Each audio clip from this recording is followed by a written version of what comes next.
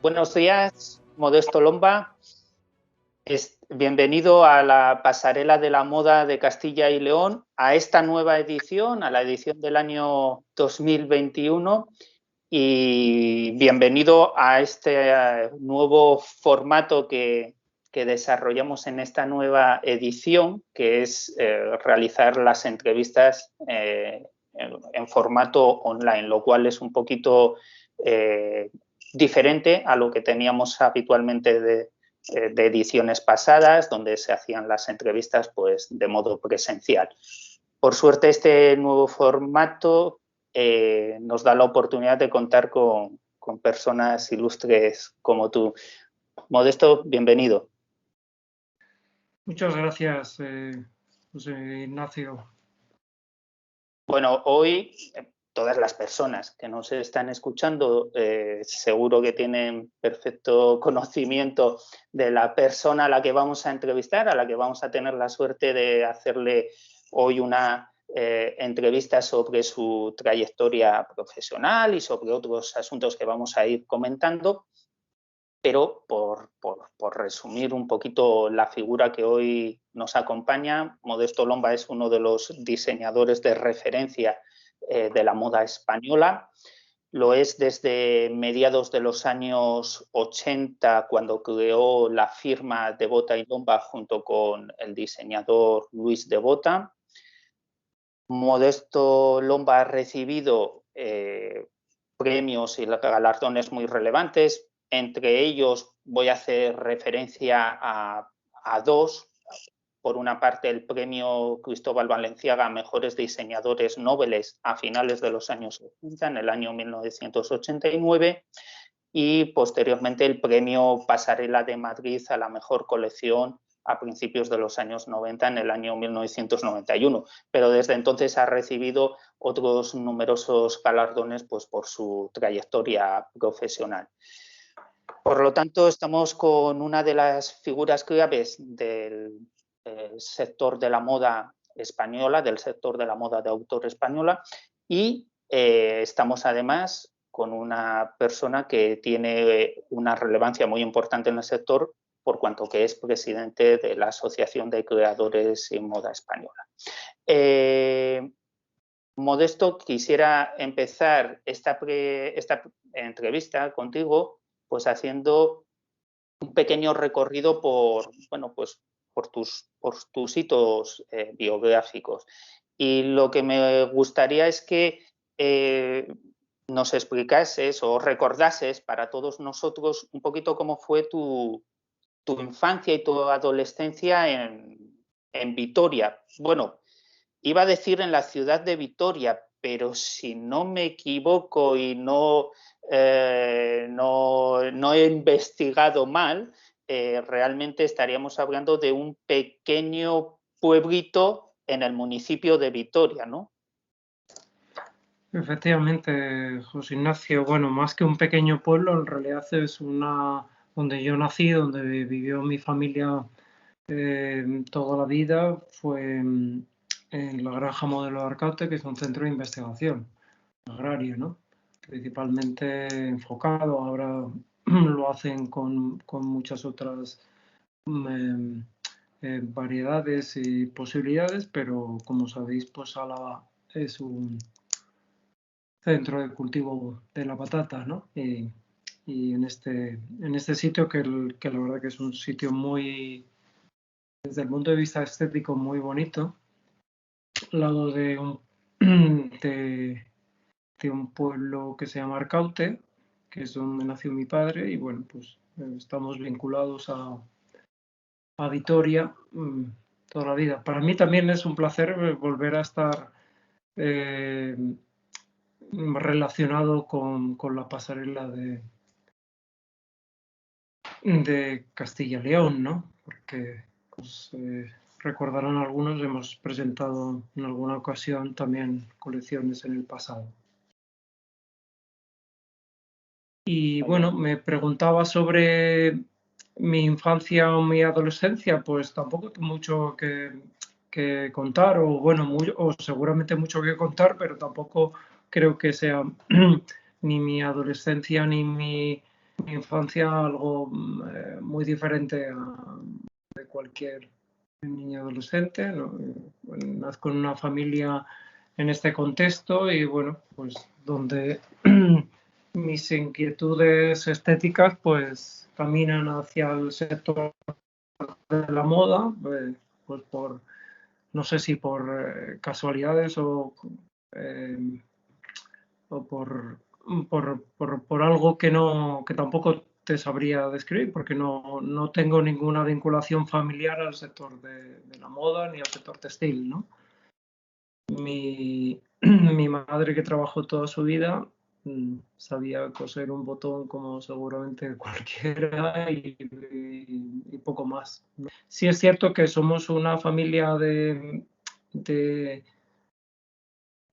hábiles, bueno, mis hermanos y mi padre incluso, pues muy, muy hábiles haciendo muchas cosas manuales, ¿no? Con lo cual, pues también puedo ser algo que me cuadrara para para mi futuro profesional, ¿no? El presente, ¿no? Sector de la moda. Ujú. Como bien has dicho, es no sé si es, yo creo que no es habitual que alguien que no haya tenido en su entorno familiar, digamos, un entorno o un ecosistema propicio para desarrollar su actividad en el sector de la moda, haya, sin embargo, tenido un desarrollo tan exitoso en el mismo, ¿no?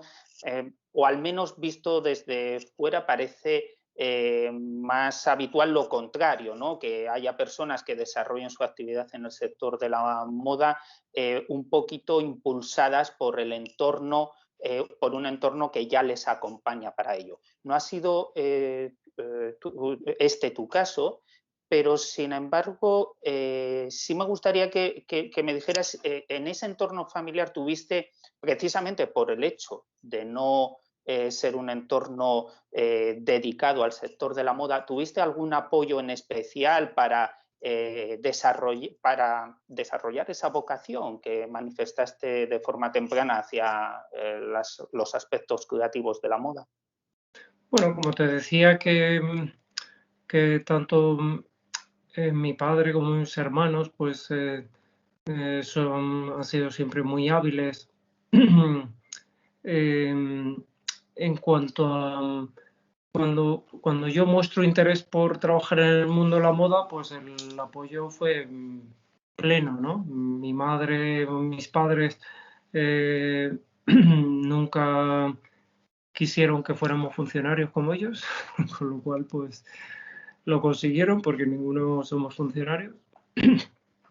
Y, y mi madre pues me apoyó plenamente, mi padre también, ¿no? Que cuando yo empecé muy joven, empecé trabajando en una sastrería en Vitoria, que fue mi principal formación y yo creo que es la mejor formación que uno puede tener en el sector de la moda, ¿no? Porque la disciplina de la sastrería, en diferencia a la de la modistería, es mucho más estricta, mucho más repetitiva, con lo cual te ayuda a perfeccionar elementos de manufactura y bueno, ese fue también un poco mi inicio, ¿no? Pero con el total apoyo de mi familia sin ningún problema ni prejuicio, ¿no? Ujú. Esa formación que has, una formación práctica, entiendo, estabas en una sastrería y por lo tanto, en base a desarrollar esa actividad fuiste adquiriendo los conocimientos. ¿Qué otro tipo, digamos, de formación tuviste en esos momentos? Si es que desarrollaste algún tipo de formación en paralelo que complementaria. Y después, precisamente en ese proceso de formación, ¿qué figuras, digamos, de creadores, aparte de la que parece, en fin, pues, que has destacado en otras ocasiones, en otras entrevistas que has dado, que es la figura de Valenciaga? Aparte de, me gustaría que nos explicases la importancia que ha tenido Balenciaga precisamente como figura en tu proceso formativo y qué otras figuras relevantes han sido referencias para ti. Bueno, José Ignacio, para mí, claro, mi formación fue práctica y luego, pues bueno, yo a la vez que trabajaba también estudiaba en artes y oficios. Bueno, ahora seguramente a quien nos escuche le parecerá extraño lo que voy a decir, pero empecé en un curso que era diseño, corte y confección, que veníamos de corte y confección, ¿no? Es decir, los alumnos hoy en día del sector de la moda tienen la suerte de que no solamente en artes y oficios, sino en grandes universidades pueden estudiar sobre el sector de la moda y formarse, ¿no? Pero estamos hablando de los 80, principios de los 80, donde veníamos de un mundo donde hacer moda no tenía ninguna formación reglada y seria, ¿no? Y bueno, pues era lo que existía. Luego estudié en Barcelona, en una academia que se llamaba Roca, de sastrería, ¿no? Donde hay, me saqué varios títulos de cortador, de patronista, de escalador, ¿no? Y bueno, esa fue toda un poco mi formación, y cuando empecé a trabajar ya por mi cuenta haciendo pues mis pequeños pinitos, pues evidentemente referencias como Valenciaga o como en esa época Manuel Piña del Pozo o Sibila, pues como Miyake o como Yamamoto a nivel internacional, pues bueno, fueron referencias para nosotros importantes, ¿no? Uh-huh. Has hecho referencia precisamente a ese aterrizaje que hiciste en la ciudad de Barcelona para seguir tu proceso formativo, y por cerrar un poquito esta primera parte que está más focalizada en tus vivencias iniciales, en tu entorno geográfico en el País Vasco, precisamente con la figura de Balenciaga. ¿Hay algo de ese entorno geográfico de tu niñez, de tu adolescencia, que de alguna manera hayas reflejado en algún momento en tu obra como diseñador, o no es el caso?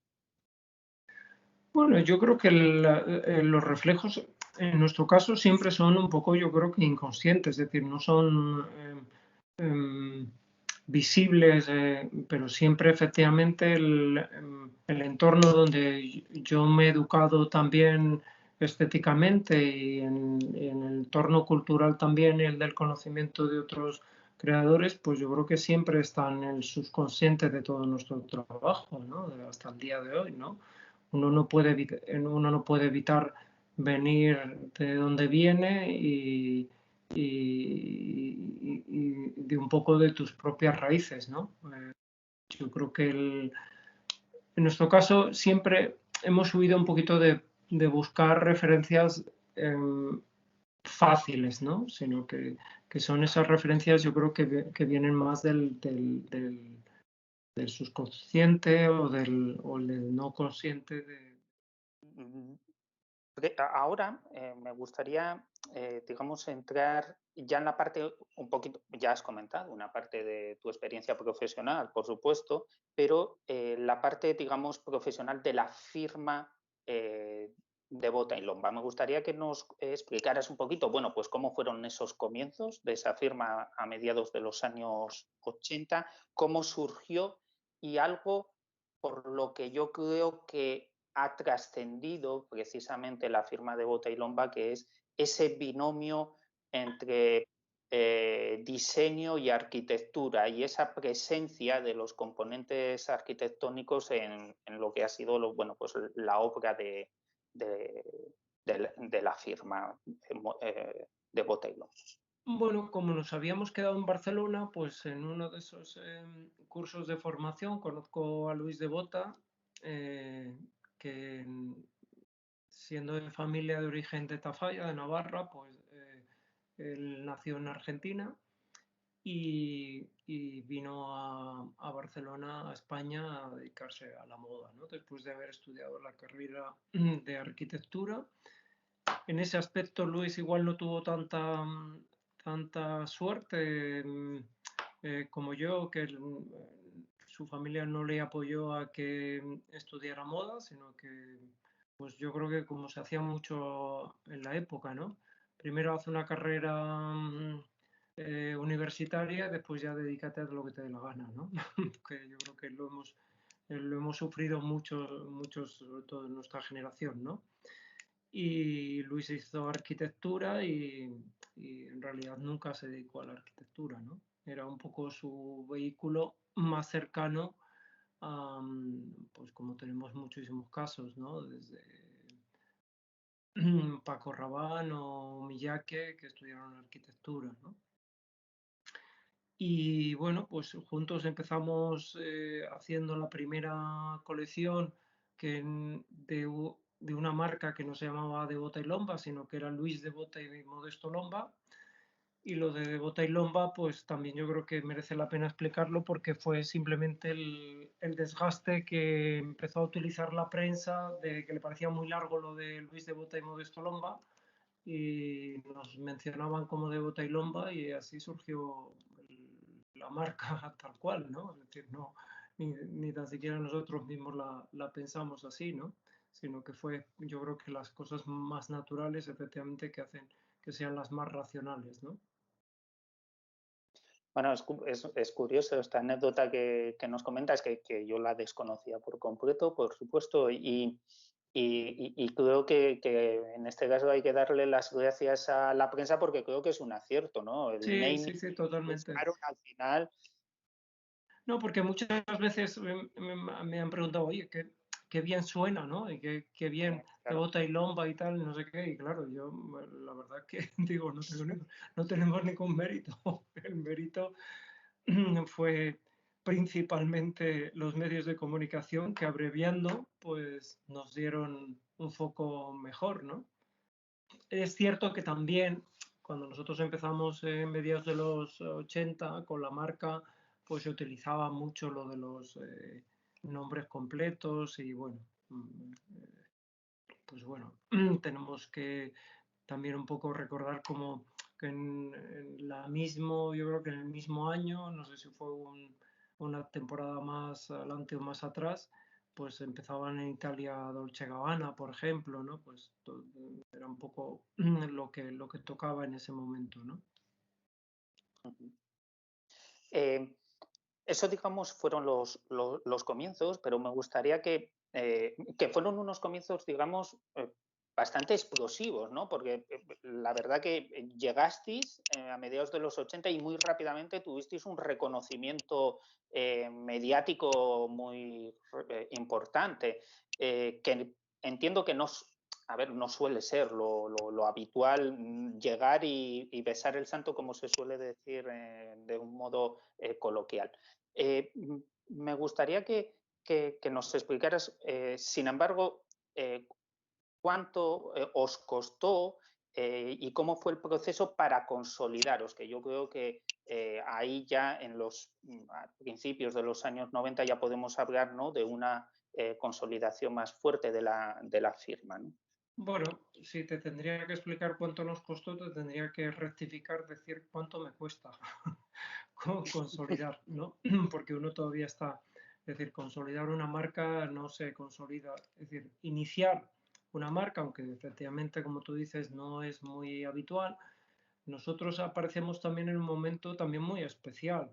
Estamos hablando de los 80, donde España acaba de entrar en la democracia, tenemos un país casi nuevo, ¿no?, a estrenar, donde teníamos un foco internacional muy interesante en todos los sentidos, en el cultural también.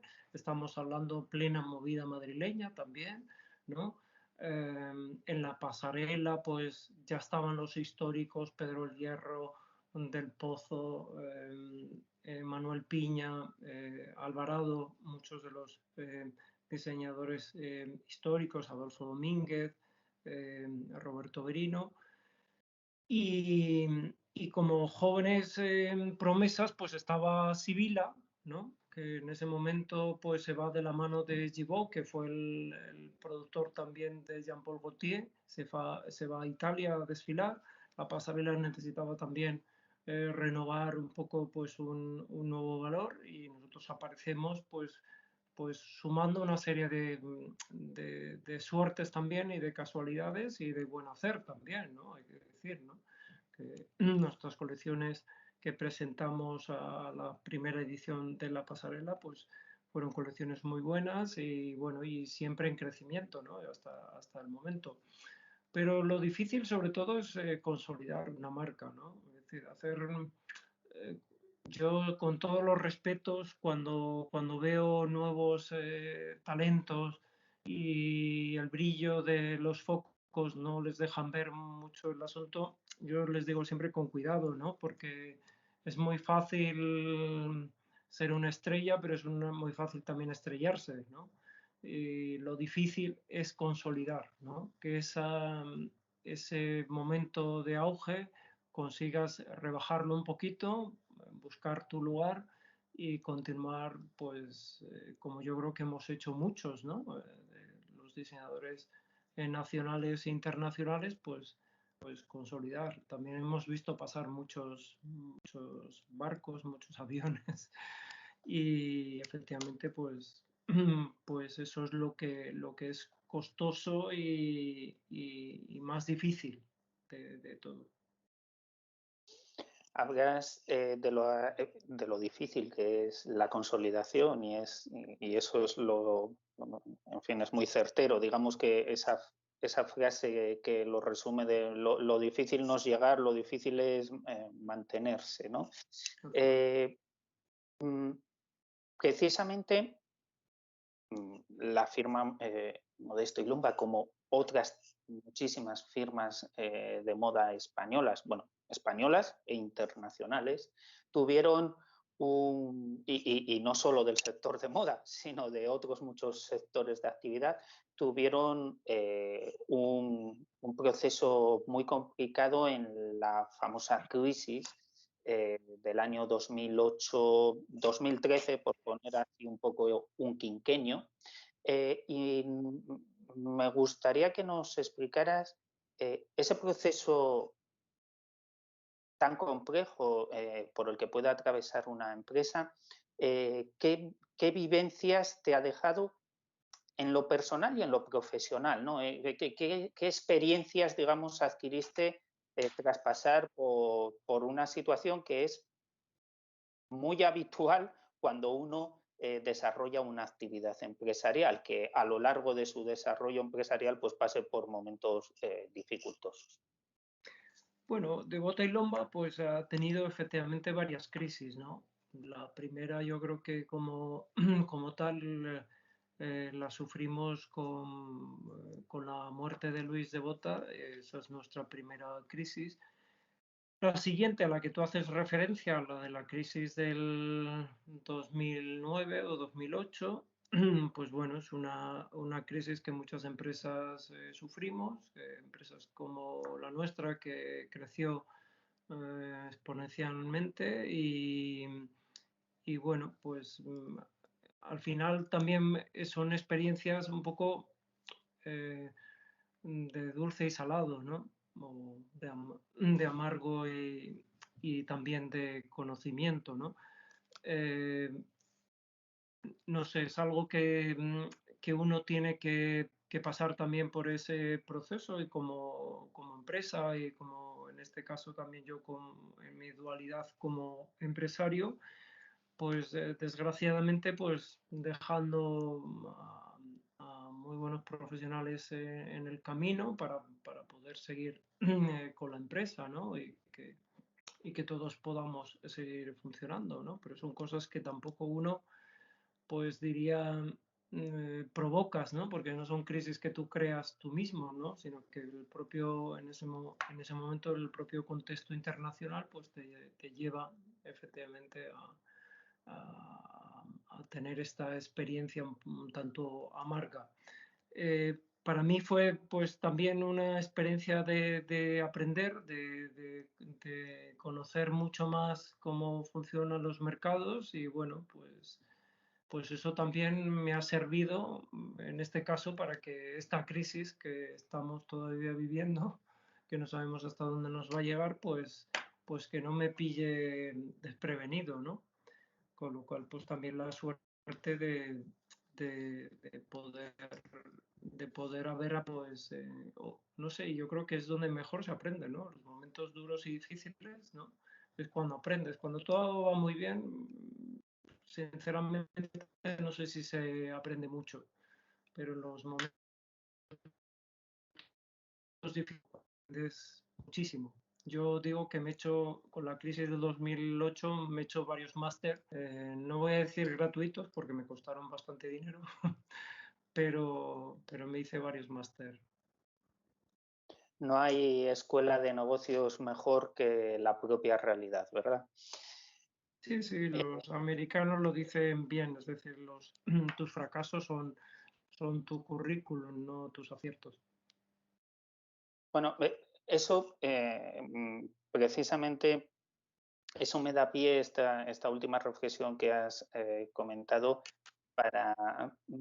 para pedirte una valoración precisamente sobre el papel que la sociedad, digamos, en general española, tiene sobre la figura del emprendedor y sobre todo sobre esa especie de estigma que se pone en este país al emprendedor o el empresario cuando sufre un revés, ¿no? Bueno, Ignacio, no te he escuchado muy bien, pero es decir, cuando una empresa tiene una crisis y el empresario junto con la empresa, pues bueno, efectivamente se te señala, pero tampoco, pero eso es algo también pasajero. Tampoco, aquí lo importante no es eso, sino lo importante es sobrevivir, ¿no? Y una vez que sobrevives, pues todo pasa en el tiempo y todo se puede digerir. Modesto, has estado explicando cómo ha sido ese aprendizaje o esa experiencia, esa vivencia que has tenido como consecuencia de esa crisis económicas que tantísimas firmas de moda y de otros sectores de actividad han vivido en el año 2008. Hacías referencia precisamente también a que ese proceso de aprendizaje te ha servido para afrontar o intentar afrontar lo Para mejor llegar posible a una conclusión, José Ignacio, que no es importante ni el pasado ni el futuro, sino el presente. el presente. Muy bien. Por abreviarlo. Pues, Modesto, me gustaría que ahora entrásemos bueno, pues en ese otro perfil tan importante de tu figura, que es como representante, como presidente de la Asociación de Creadores de Moda de España. Y me gustaría lanzarte la primera pregunta, que nos explicases por qué es importante tener este instrumento, por qué ACME es importante para la moda de autor español. Bueno, ADME es importante como cualquier asociación sectorial, ¿no? Y me remito a los hechos y al origen, ¿no? La Asociación de Creadores de Moda de España surge en un momento donde diseñadores de la talla de Jesús del Pozo, de Roberto Berino, de Antonio Pernas o de Ángeles Lesser o de Leo Hayer, pues tenemos una serie de diferencias o desencuentros o falta de entendimiento por parte de la organización de la pasarela y bueno, yo en ese encuentro que tenemos estos diseñadores que he mencionado, pues yo menciono que todas estas cosas se pueden gestionar, pelear de alguna forma, pues a través de una asociación, ¿no? Y así nace la idea de crear una asociación que represente los intereses pues de un colectivo de profesionales como existen en otras asociaciones, ¿no? Que ya existía y que sigue existiendo FEDECON, que es de la Federación Española de Confeccionistas, pero que tiene otras particularidades que no son las de la asociación, ¿no? Y la de la asociación pues son sobre todo la moda de autor, dentro del sector de la moda, pero desde el punto de vista de empresarios de moda de autor, ¿no? Y bueno, pues esa es yo creo que la clave de que exista la Asociación de Creadores de Moda de España, ¿no? Y con ese ánimo, pues seguimos con esa dinámica de hacer el día a día de la propia asociación, de generar proyectos, ser un referente para todas las instituciones públicas y privadas del sector de la moda de autor. Y bueno, pues eso es lo que nos une y creo que es lo que vale de la Asociación de Creadores de Moda de España. Con una trayectoria de representación de ACME de más ya de 20 años y con toda tu experiencia profesional, que es aún más dilatada como diseñador de moda, ¿qué significa para España la moda de autor, tanto desde un punto de vista económico como cultural? Pues claro, yo te diría lo que significa, casi te diría casi lo que debería significar, ¿no? En la moda de autor, yo creo que entiendo que el mercado del consumo no entiende muy bien lo que significa la moda de autor, como podríamos decir también el consumo de proximidad, una serie de elementos que no solamente son valores sociales, morales y culturales, sino que también son económicos, ¿no?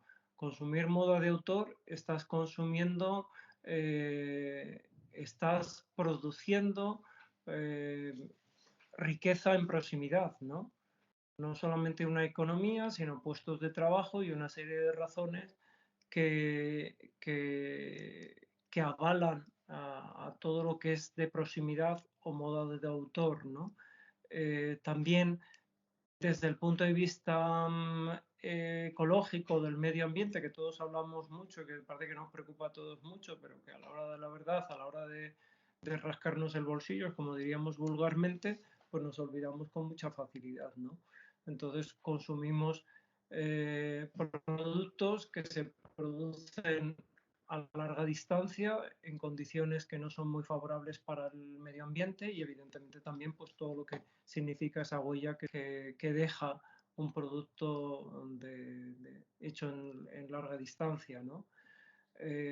Sin olvidar efectivamente pues que estamos perjudicando nuestra propia cultura, nuestros propios valores y sin tampoco menospreciar que siga existiendo es en la moda hecha de una forma más masiva y menos personal y con menos identidad, ¿no? Y que intenta pues un poco uniformarnos a todos, ¿no?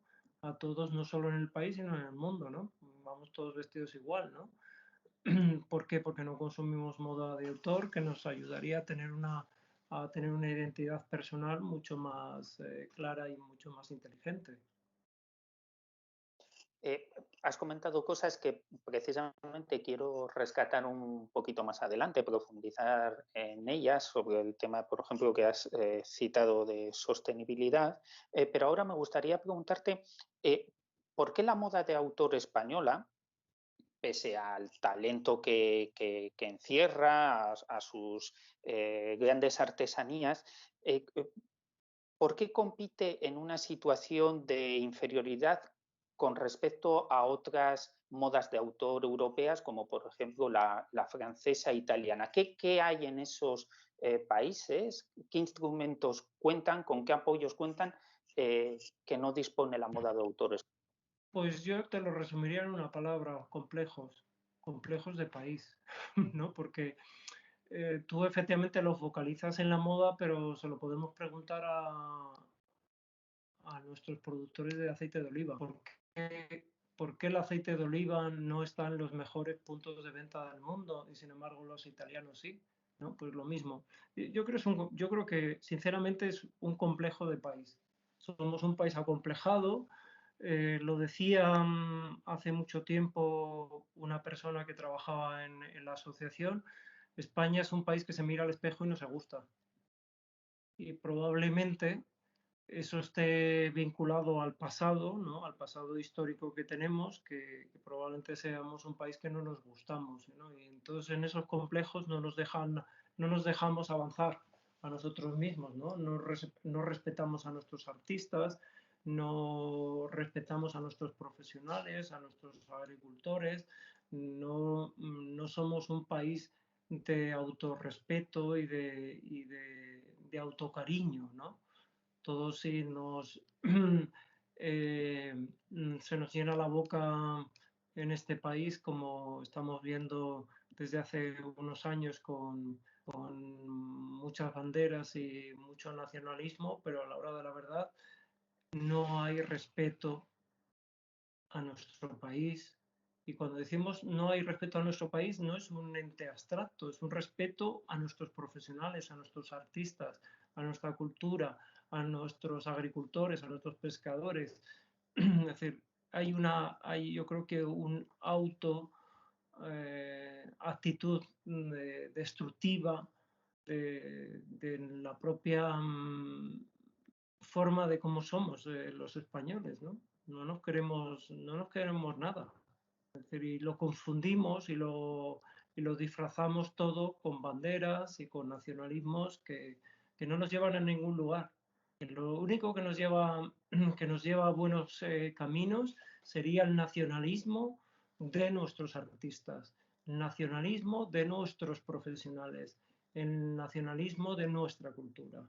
Ese sería el nacionalismo sano y lo que haría que podamos ser un país orgulloso de mostrar por el mundo a nuestros profesionales, ¿no? Nos ha costado muchos años pues, que algunas instituciones entiendan que pasearse por el mundo pues, con vino español y con moda española y con aceite español, pues es un orgullo, ¿no? Y no vamos a hablar de nadie. Bueno, yo creo que la respuesta ha sido tan contundente que seguramente los que tengan que darse por aludidos se darán que en cierto modo somos todos, porque nos has... Sí, efectivamente, lo has dicho, me alegra que lo hayas señalado tú. Somos todos, es decir, cuidado, no estoy hablando de nadie, de alguien así, del vecino, no, estoy hablando de mí mismo. Yo mismo me reconozco en mis complejos de no ser respetuoso con, con lo nuestro. Y yo creo que si todos hiciéramos ese ejercicio de decírnoslo a nosotros mismos, nos ayudaría a resolverlo, ¿no? A que no tengamos tantos complejos, es decir, que se nos llena el orgullo enseguida de llevar una camiseta con un logo de una marca italiana o francesa, pero no tenemos el mismo sentimiento con una marca española. Y eso se llama complejos. Y eso en el diván de un psicólogo nos lo resolverían perfectamente. Lo que pasa es que meter a todo un país en un diván de un psicólogo es difícil. Bueno, por de pronto nos has puesto frente al espejo, lo cual es un buen paso ya para empezar. Ahora hemos vivido, lo has citado anteriormente, has hecho referencia a la crisis actual que hemos vivido como consecuencia de la pandemia del COVID, y en este sentido me gustaría que nos hicieras una reflexión de cómo esta pandemia ha impactado en el sector de la moda, en el sector de la moda en general, pero en particular en el sector de la moda de autor, y si esta pandemia que hemos vivido y que todavía estamos imbuida en la misma, ves que está produciendo cambios en los procesos de consumo, en los hábitos de consumo. Bueno, yo creo que todavía es muy pronto para hacer un análisis de los hábitos de consumo, lo que se está produciendo se va a producir, porque diríamos que hay una tendencia a un consumo más racional, pero tampoco lo tengo muy claro. Desgraciadamente, el ser humano es un animal que olvida con mucha facilidad, ¿vale? Y probablemente y desgraciadamente esto que hemos vivido, esta pandemia, la vamos a olvidar muy fácilmente.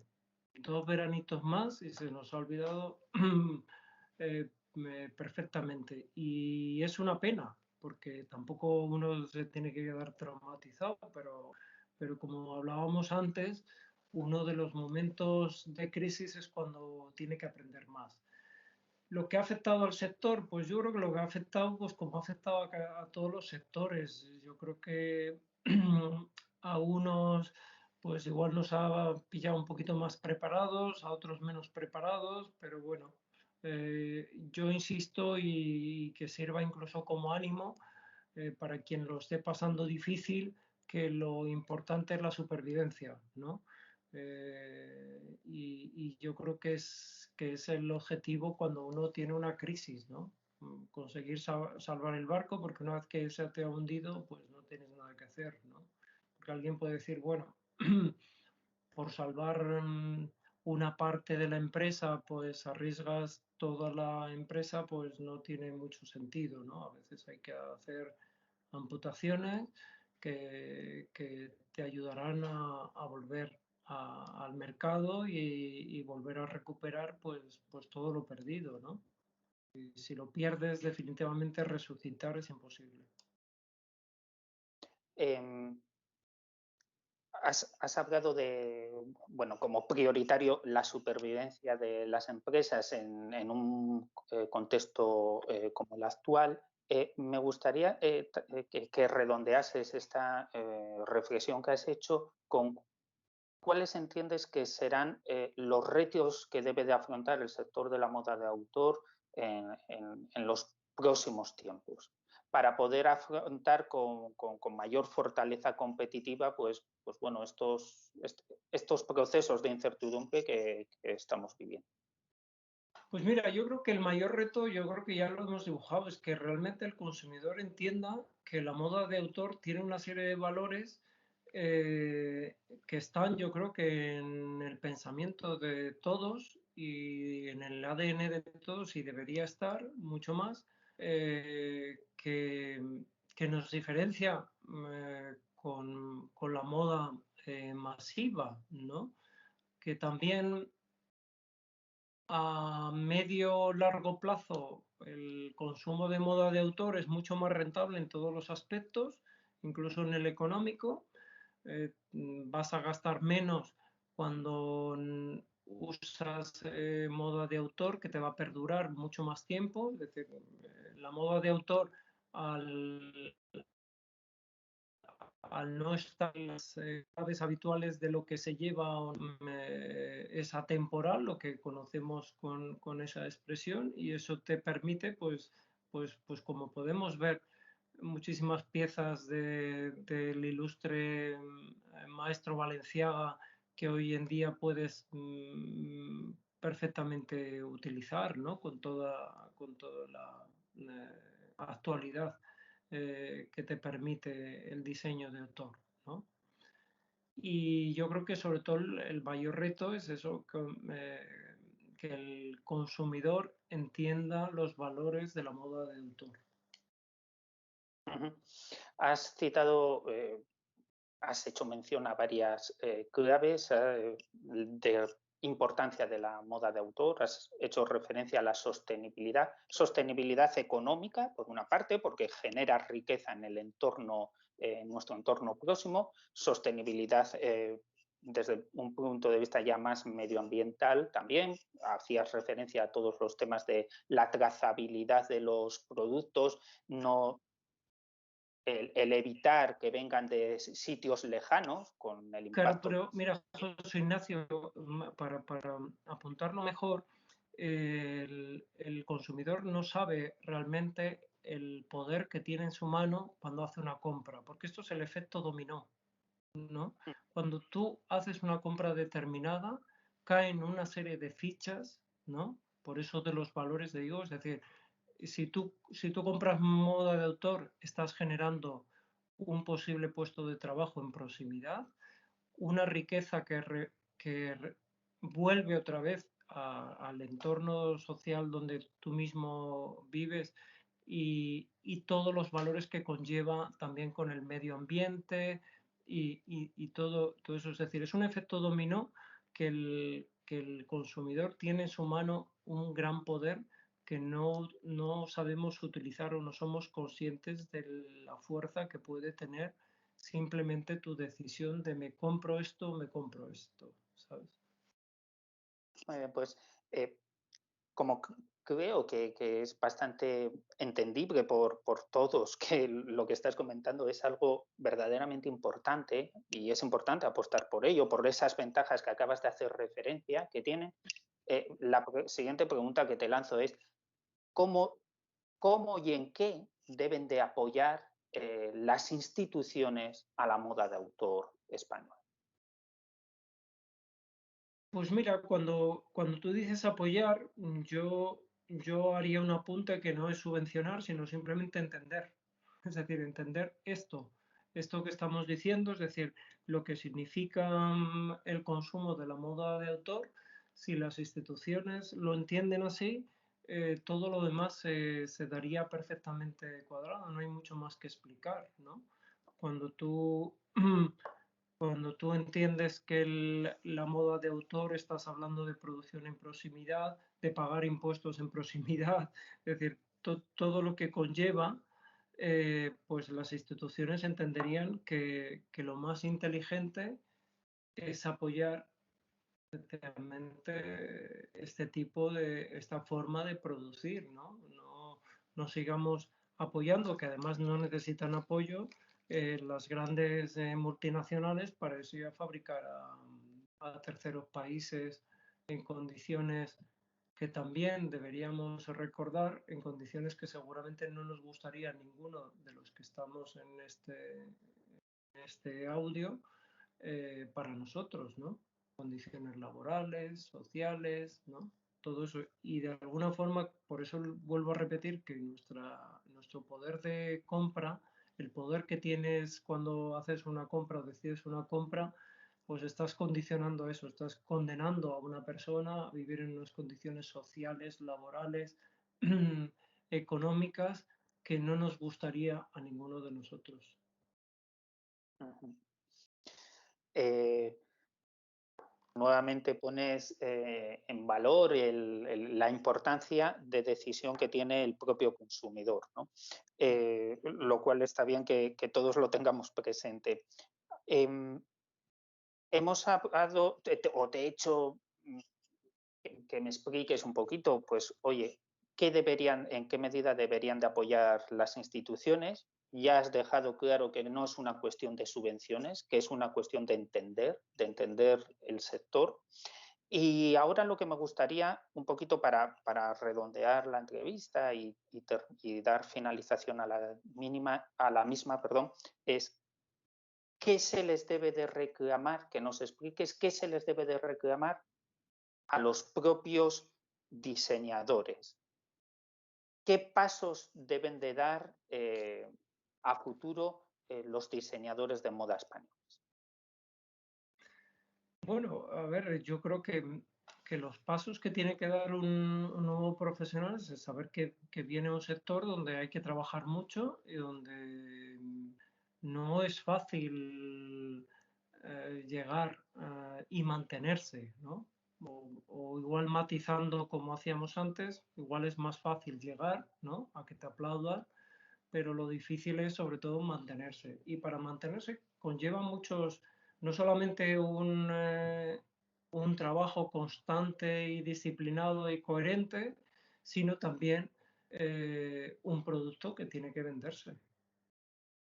Porque sostener una marca conlleva un coste económico muy elevado, es decir, mes a mes y edición tras edición, si presentas en pasarela mucho más, el coste que tiene subir una colección a una pasarela es elevadísimo y para eso también necesitas una economía, ¿no? No solo sirve con que tengas unos ahorritos o papá te ponga dinero hasta que se arte, ¿no?